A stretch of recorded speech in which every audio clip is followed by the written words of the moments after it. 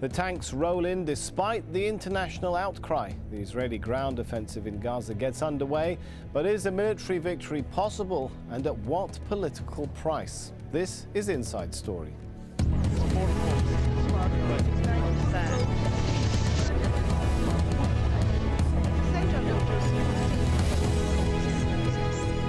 Hello, I'm Sami Zaidan. Israel has started its ground offensive in the Gaza Strip and is moving the war to another level. Its proclaimed objective: to stop the rocket fire from Gaza and seize the regions where rockets were being fired from. Well, the Israeli army has entered the Gaza Strip from 5 different positions, almost all around the Strip. Israeli tanks were reported to be in battles around Gaza City and in the northern towns of Beit Lahiya and Jabaliya. Well, the territory has been cut in two and the operation in the north has intensified. In the meantime, Israeli Prime Minister Ehud Olmert is saying that Israel will not allow a humanitarian crisis in Gaza and that he is not fighting the Palestinian people. The Palestinians, his statements could not be more cynical, though, and not only to Palestinians. First of all, the idea that there is not a humanitarian crisis is absurd, and it appalls me to hear anyone saying that international organisations are saying there isn't a humanitarian crisis. International organisations are saying there is a humanitarian crisis. Innocent people in Gaza have suffered enough.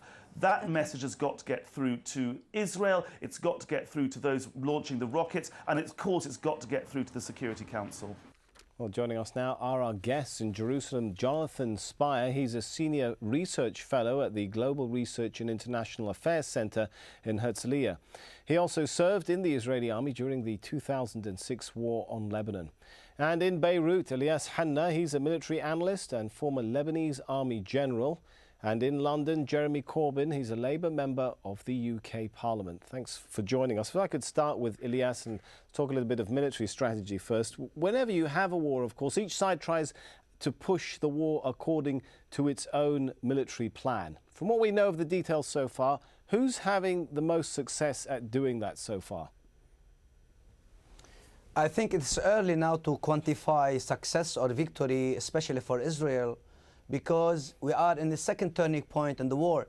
The first turning point in the war was the air campaign that lasted for eight days. And then we have the second phase, the ground incursion. Now it is the Hamas's turf. So now what is important is the tactical level. From this tactical level, what comes out from this tactical level will shape the strategic level as far as the exit strategy is concerned, as far as any resolution that comes from the United Nations Security Council comes. So everything depends now on the outcome of the tactical level.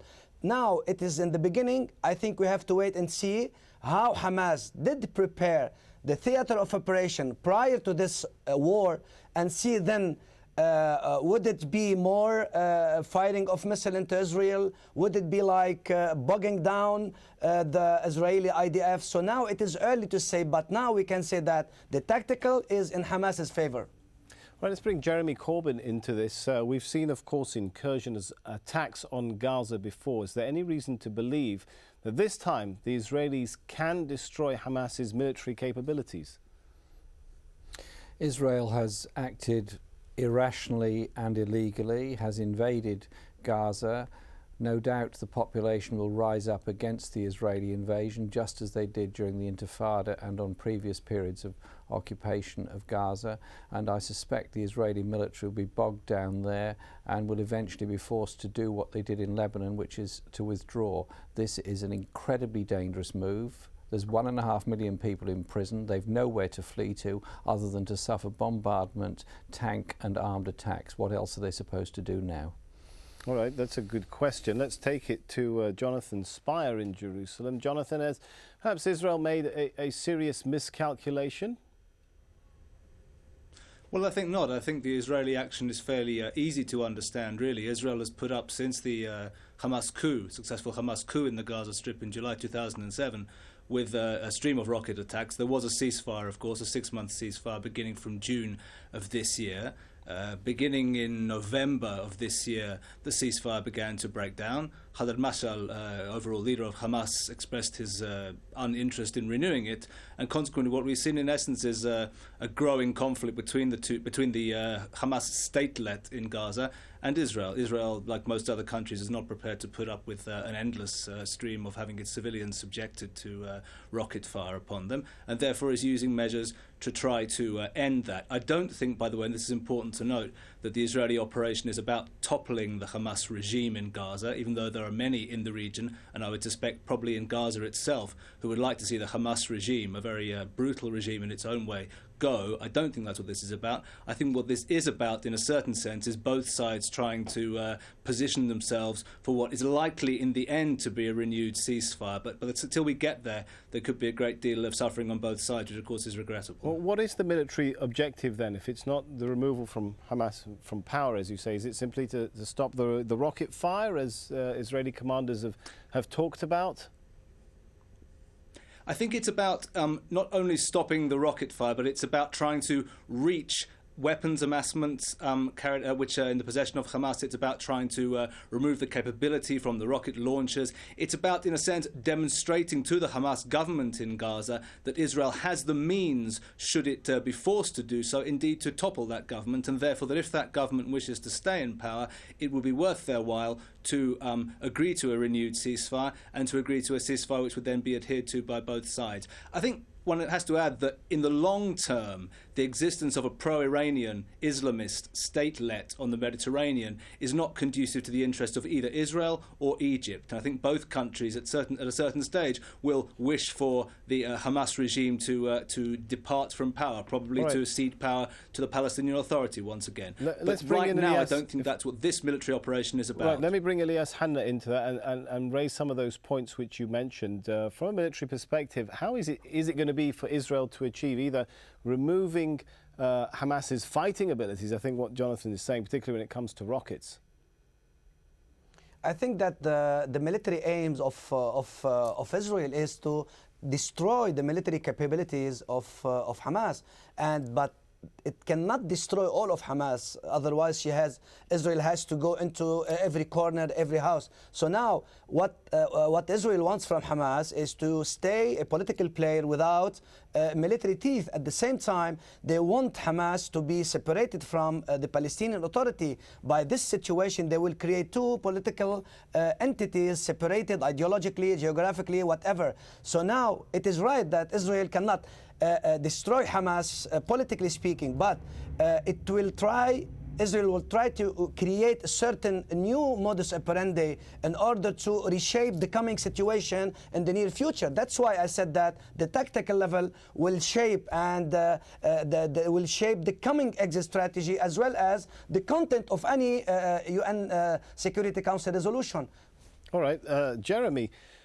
Given the delay that there's been in trying to pass a new UN Security Council resolution, is there perhaps a feeling that, or is that a sign that Western powers do want to give Israel time to create that new tactical reality? Quite honestly, the Western powers' response to all this has been utterly pathetic and embarrassing for those of us who wish to see peace, who wish to see justice for the Palestinian people.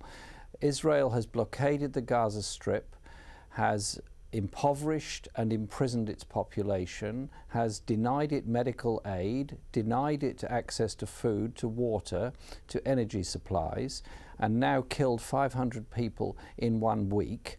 And this is a wholly and totally disproportionate response to the rockets that have landed in Israel since the blockade of Gaza took place by Israel. And I suspect that the timing of this ground offensive by Israel yesterday and today into Gaza is designed to present the UN Security Council tomorrow, Monday, with a fait accompli saying, well, we're already the occupying power. In that case, Israel's responsibility is to protect that population.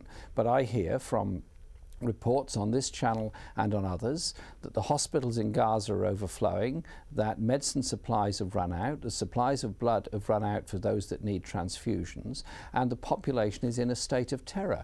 Israel cannot go on behaving in this manner terrorising the people of Gaza in this way without expecting some kind of response. And the response is that I suspect those occupying soldiers are going to have a torrid time whilst they try and control what's going on in Gaza. The population will simply hate them. All right, that's an interesting point. Jonathan, there is an alternative here, listening to what Jeremy's saying. Why not end the occupation? Well, with all due respect, Israel did end the occupation of Gaza in August of 2005. Israel destroyed, dismantled all Jewish settlements in Gaza and withdrew from Gaza to the very last soldier. But Israel is still, forgive me, but Israel is news, still occupying Palestinian land in the West Bank. Israel continues to occupy Gaza's airspace, its waters and its borders, and as Jeremy mentioned, starving people to death. Why not end the occupation? I mean, even Hamas at one point said, if you pull back to 67 borders, we'll stop fighting. First of all, that's never been the official position of Hamas, as I presume you are aware. He told it personally to me in an interview 2 years ago with Khalid Mishal. Yeah, the official position of Hamas is very clear. It is for, as I suspect you know from reading their charter, which is that Israel should cease to exist and there should be one state based on Islamic Sharia law between the river and the sea. But when they became part of, sorry, Jonathan, when they became part of the National Unity Government, could you perhaps give me a chance to answer some questions? They did offer a lot. They did offer to stop fighting. If Israel would pull back to 1967 borders. Sir, if you're interested in having an Israeli speaker on this, I would suggest that you give them more than 3 seconds to attempt to answer your questions. Please do it. That's the point. Please do answer the question. Thank you.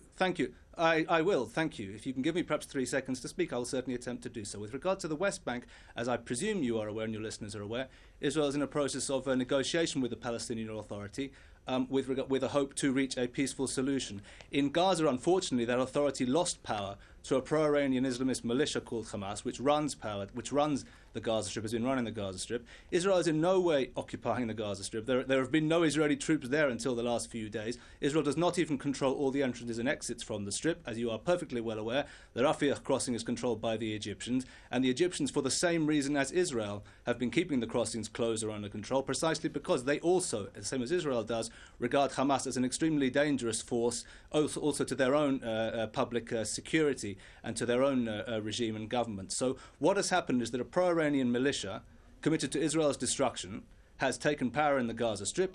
It has been conducting itself to the best of its ability a policy of war against Israel.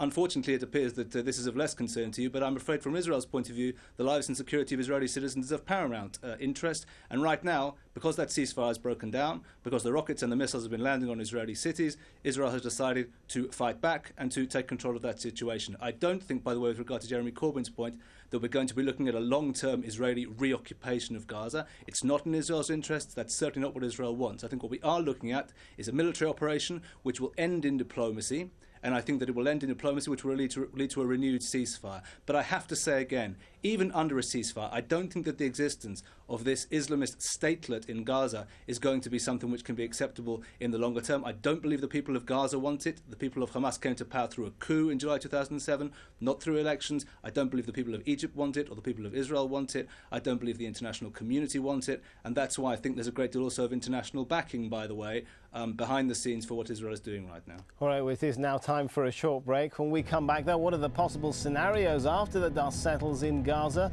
Try and answer those questions after the break. Stay with us.